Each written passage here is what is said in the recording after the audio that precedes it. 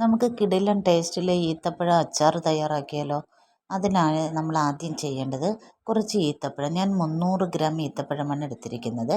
ആ ഈത്തപ്പഴം എടുത്തിട്ട് അതിൻ്റെ കുരു എടുത്ത് കളഞ്ഞ് എല്ലാ ഈത്തപ്പഴവും ഇതുപോലെ അതിൻ്റെ അകത്തുനിന്ന് കുരു എടുത്ത് മാറ്റിയിട്ട് അതിൻ്റെ മുകളിലെ ഞെട്ടിൻ്റെ ഒരു ഭാഗവും ഉണ്ടാവും, അതും ഇളക്കി മാറ്റണം.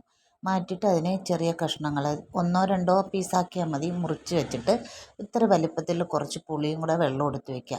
എന്നിട്ട് ഒരു പാത്രം വെച്ച് ചൂടാകുമ്പോൾ 2 സ്പൂൺ നല്ലെണ്ണ ഒഴിച്ചിട്ട് അതിലേക്ക് നമ്മൾ മുറിച്ച് വെച്ച ഈന്തപ്പഴം അതിലേക്ക് തട്ടി ഇട്ട് ഒന്ന് നന്നായിട്ട് ഇളക്കണം. എന്നിട്ട് ആ പുളിയുടെ വെള്ളം ഒരു 1/2 ഗ്ലാസ് പുളിയുടെ വെള്ളം അതിലേക്ക് ഒഴിക്കുക.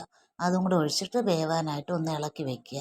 അതൊരു പകുതി പരുവം വെന്ത് വരുമ്പോൾ ഈ ഈന്തപ്പഴത്തിന് ആവശ്യമായ ഉപ്പും കൂടെ ഒരു 1/2 സ്പൂൺ ഉപ്പും കൂടെ നമുക്കിതിലേക്ക് ചേർത്ത് കൊടുത്ത് അതൊന്നുകൂടെ ഇളക്കി അതൊന്ന് മിക്സായി വെന്ത് വരുമ്പോൾ തീ ഓഫാക്കി മാറ്റി വയ്ക്കാം.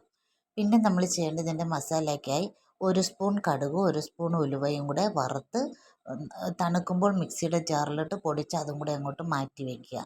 അതും മാറ്റി വെച്ചിട്ട് നമ്മൾ വീണ്ടും പാത്രം വെച്ച് ചൂടാക്കി നല്ലെണ്ണ ഒഴിക്കുക. നല്ലെണ്ണ ഒഴിച്ചിട്ട് 1 സ്പൂൺ കടുകും ഇട്ട് 1 സ്പൂൺ ഇഞ്ചി അരിഞ്ഞതും 1 സ്പൂൺ വെളുത്തുള്ളി അരിഞ്ഞതും കൂടെ അതിലേക്കിട്ട് മൂപ്പിക്കുക. അത് മൂത്ത് വരുന്ന സമയത്തേക്ക് കുറച്ച് കറങ്ങണം. എന്നിട്ട് അതിലേക്ക് തന്നെ 1 സ്പൂൺ കായപ്പൊടിയും കൂടെ ഇട്ട് മൂപ്പിക്കുക. അത് നന്നായിട്ട് മൂത്ത് വരുമ്പോൾ നമ്മുടെ ഈന്തപ്പഴത്തിന് ഇത്തിരി എരിവ് മുന്നിട്ട് വേണം, കാരണം ഈന്തപ്പഴത്തിന് നല്ല മധുരമാണ്.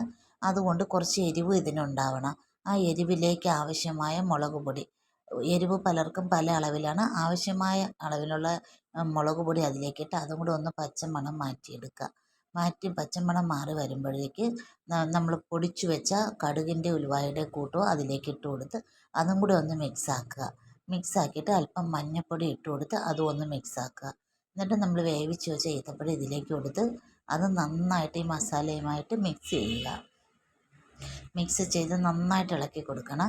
ഇളക്കിയിട്ട് നമ്മൾ ആ പാത്രം ഈത്തപ്പഴം വേവിച്ച പാത്രത്തിലേക്ക് 1/2 ഗ്ലാസ് വെള്ളം ചൂടാക്കി അതും കൂടി ഇതിലേക്ക് ചേർത്ത് കൊടുത്ത് ഇളക്കുക. ഗ്രേവിക്കാണ്.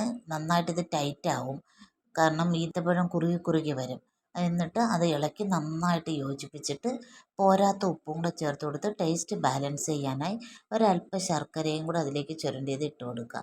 എന്നിട്ട് നന്നായിട്ട് ഇളക്കി പാത്രത്തിൽ നിന്ന് വിട്ട് വരുമ്പോൾ നമുക്ക് തീ ഓഫാക്കി വെച്ചിട്ട് ഒരു കുപ്പിയിൽ തണുക്കുമ്പോൾ അടച്ച് സൂക്ഷിച്ച് വെച്ചാൽ മാത്രം മതി. ഭയങ്കര ടേസ്റ്റാണ്. എല്ലാ കുട്ടികൾക്കും നന്നായിട്ട് ഇഷ്ടപ്പെടും. ബിരിയാണിയാണൊക്കെ ഉണ്ടാക്കുകയാണെങ്കിൽ അതിനോടൊപ്പം അച്ചാർ ഇത് സൂപ്പറാണ്. എല്ലാവരും ഒന്ന് ട്രൈ ചെയ്ത് നോക്കണേ. ഇഷ്ടമായ ലൈക്ക് ചെയ്യണേ, സബ്സ്ക്രൈബ് ചെയ്യാൻ മറക്കല്ലേ. ഒന്ന് ട്രൈ ചെയ്ത് നോക്കണേ.